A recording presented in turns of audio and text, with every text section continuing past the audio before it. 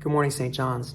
I bring you this first Rector's Corner video of 2022 from our church lounge. Yesterday was January 6th. Many of us maybe were thinking of January 6th as the one-year anniversary of the Capitol insurrection last year. But way before the insurrection on the Capitol happened, January 6th has been a sacred day in the life of the church because that's actually the feast of the Epiphany.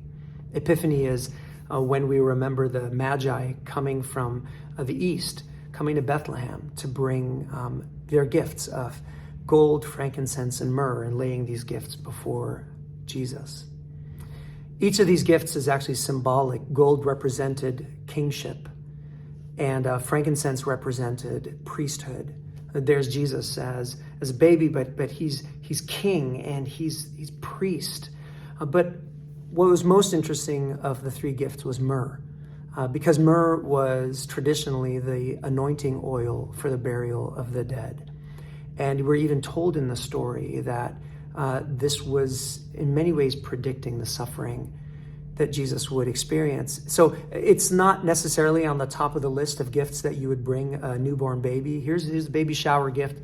But it's really fascinating to me when I think about that even myrrh, the prediction of Jesus' death, Jesus' suffering in life, that it's not just going to be a life filled with vibrancy and joy and celebration, but Jesus' life will be also marked by suffering, that even the suffering is seen as a gift.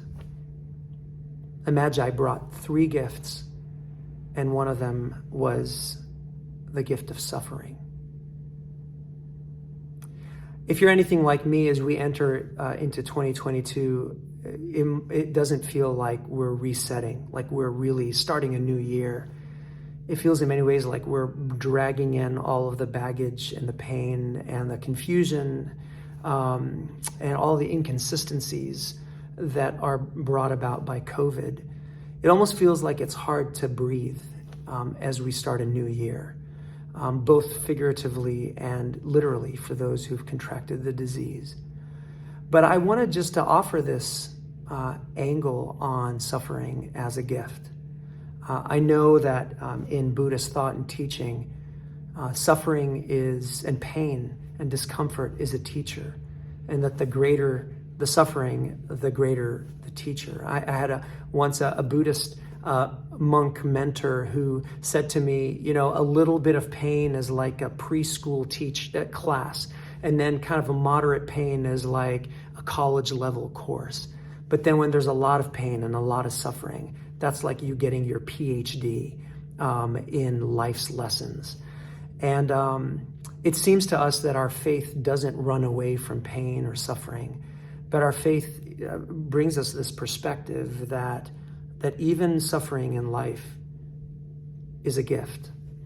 And I'm not sure if that's how we see it, and definitely I'm not saying that we should look at people who have suffered, even family members who have died because of COVID, and to, in some lighthearted way, just say, oh, this is a gift, we should just receive it. No, it's really, really hard.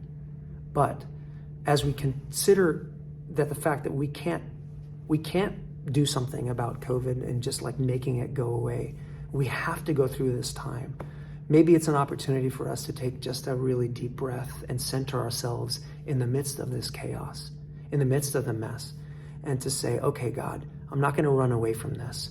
I'm going to choose to lean in to this time and see it as a teacher. And maybe somehow I'll discover a gift in this. So I want to just offer a blessing for us as we enter 2022 with this kind of spiritual message about discomfort in life. I'm not saying that I'm there. I'm finding my way through this just like all of us are. But in the midst of the discomfort and starting a year feeling like we're really not starting something new and not feeling like there's the option to do so, that we can definitely take control of the way we perceive things. And I want to offer us this blessing. May God give you a deeper understanding and appreciation for the resilience that is within you.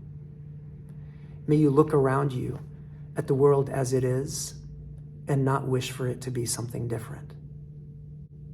May God give you grace that you journey through this time with patience, and may the peace which passes all understanding guard your hearts and minds in the knowledge of God and of Jesus Christ, God's Son. God bless you, St. John's. I'll see you on Sunday.